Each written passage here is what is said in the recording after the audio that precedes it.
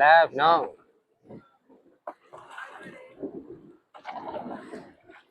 บ๊ายบายโชคดีเด้อ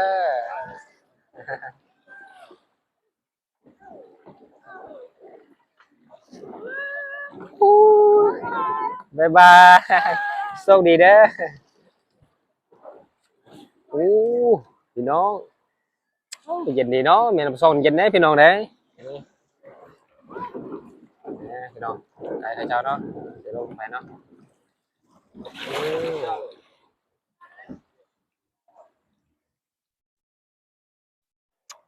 กับสบายดีเนาะผมแม่พี่น้องเนาะพบกับซองบ่อแพงเช่นเก่าเช่นเคยมื้อนี้บ่อแพงเสียทายบรรยากาศนักท่องเที่ยวเนาะพี่น้องเขาเจ้ามาลิ้นน้ำซองในมื้อนี้ว่าน้อยหลายสำหรับพี่น้องเขาเจ้ากำลังลองโปงเบงพี่น้องโอ้มีแต่คนต่างประเทศพี่น้องเอ้ยมีแต่ประเทศฝรั่งเนาะประเทศแคนาดาเนาะอเมริกาพี่น้องเขาเจ้ามาลิ้นน้ำซองแล้วก็ลองโปงเบงไว้นี่เลยพี่น้องน้ำซองใส่แล้วพี่น้องเอ้ยเอาพี่น้องเนาะหากเขาเจ้าก็เปิดให้บริการแล้วก็ซ่อมแปลงงามแล้วพี่น้องนักท่องเที่ยวก็เริ่มมาหลายเนาะอาจจะเป็นบรรยากาศตอนแรงพี่น้องป่าจะมืดบดเนาะคือจะตกเนี่ยพี่น้องเอ้ยแต่นักท่องเที่ยวก็ยังมาลองกบเบ่งหลาย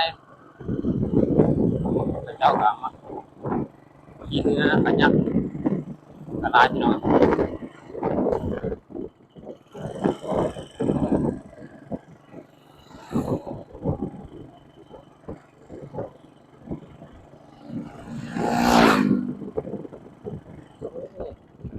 มาลุ้นกันสองมวยพี่น้อง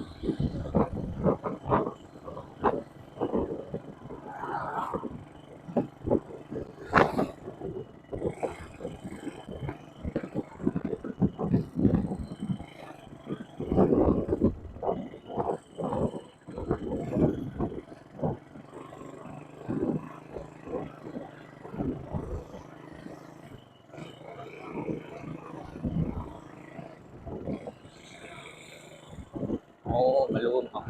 ขึ้นสูงนะพี่น้องจอดนะมาจอดบนนั้นโล่งๆกันนะ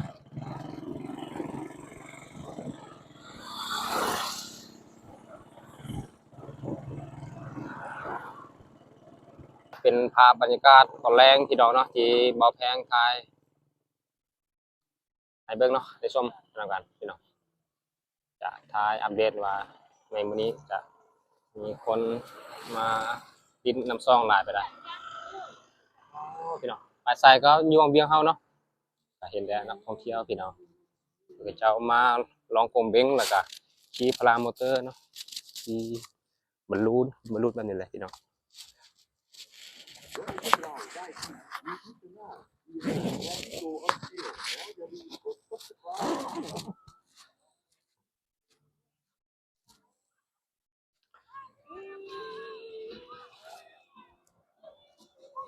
โอ้พี่น้องนะข้าเจ้ากำลังลองมานี่แหละโอ้ข้าเจ้ามาลิ้นหลายพี่น้องในมื้อนี้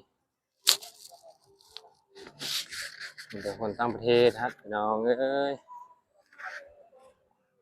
จะลงกับเบงเนาะแซ่น้ำเป็นกุ้มแล้วก็เจ้าจะจับกุ้มแล้วก็ย่องกับเบงนี่เลยพี่น้องเป็นกุ้มเป็นก้อนงามเนาะพี่น้องเนาะ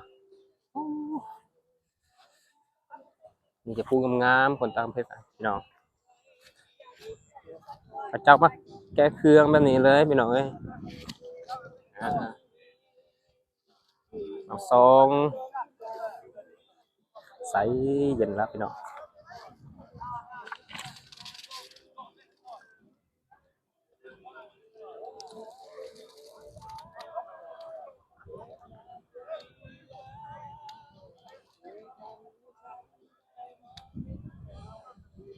ข้าเจ้าก็เริ่มมาสร้างมาสานเนาะที่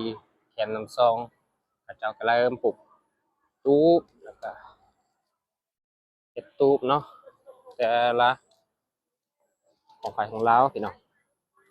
อู้ เนาะขอมาลองมาจุดนี้ก็หลายพี่น้องเอ้ยโอ้บ่แพงกันยากไปลองน้ำเขาเนาะคือจะเย็นเนาะแต่ว่าน้ำฟ้าบดที่เขาเจ้าก็ไม่ย่านหนาวได้พี่น้องเอ้ยสบายดีเฮลโลโอ้พี่น้องแม่เอาลิ้นหนาวนะสบายดี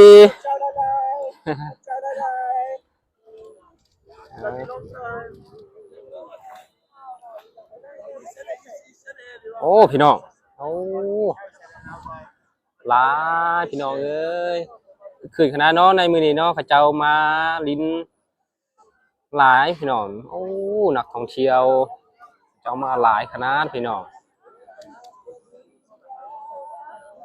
แต่ว่าพี่น้องเนาะได้ครับได้ชมเนาะจิบเบาแพงว่าเคยมาเที่ยววังเวียงอย่าลืมเนาะคอมเมนต์ใต้คลิปนะพี่น้องวังเวียงของเฮาเนาะการดึงดูดนักท่องเที่ยว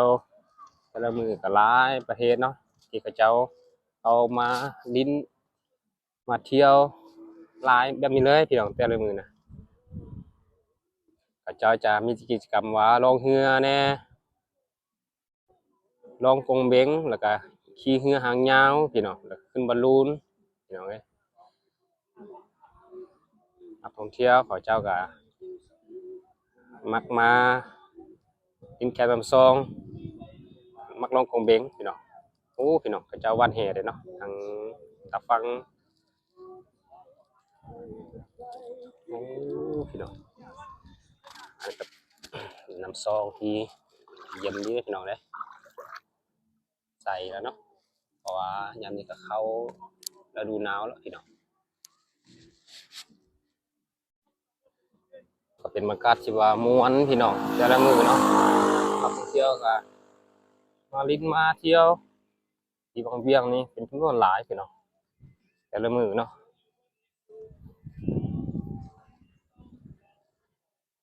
จะเป็นภาพบรรยากาศตอนแรกพี่น้องแต่ว่าเป็นครึ่งฝ่าครึ่งฝนเนาะแต่ว่าฝนตกแล้วพี่น้องสมดีฝนหยุดเหรอบ่แพงสมดีมาทายพี่น้องได้เบิ่งเนาะงามเลยพี่น้องของเวียงเนาะเป็นผู้เป็นผาอยู่ทางหลังก็เป็นผู้เป็นผาหินเลย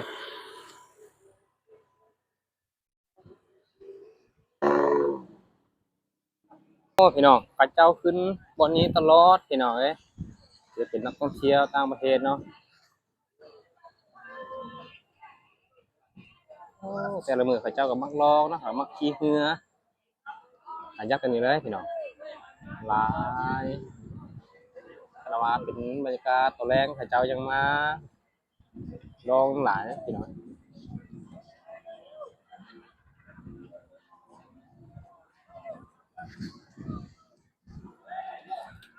โอ้ข้าเจ้าโยนเสือกให้แล้วพี่น้องโอ้เขาจับเสือกเลยโอ้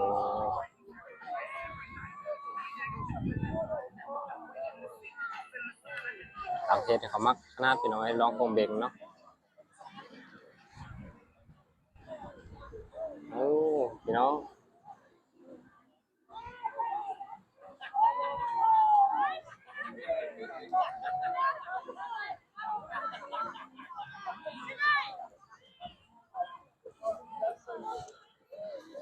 ก็เขาเจ้าขี่พารามอเตอร์พี่น้อง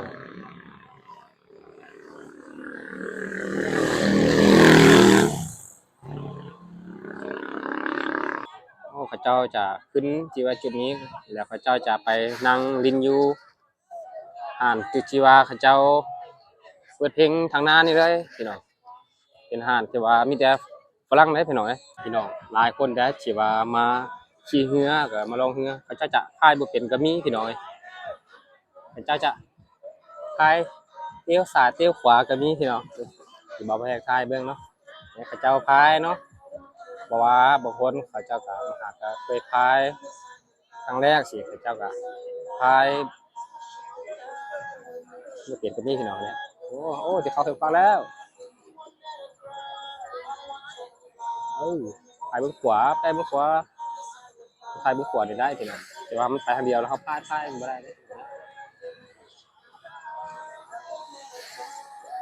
รีสอร์ทเนาะเนเจอร์นี่เขาเจ้าก็เปิดในบริการแล้วเขาเจ้าก็สร้างสำเร็จแล้วพี่น้องโอ้งามเลย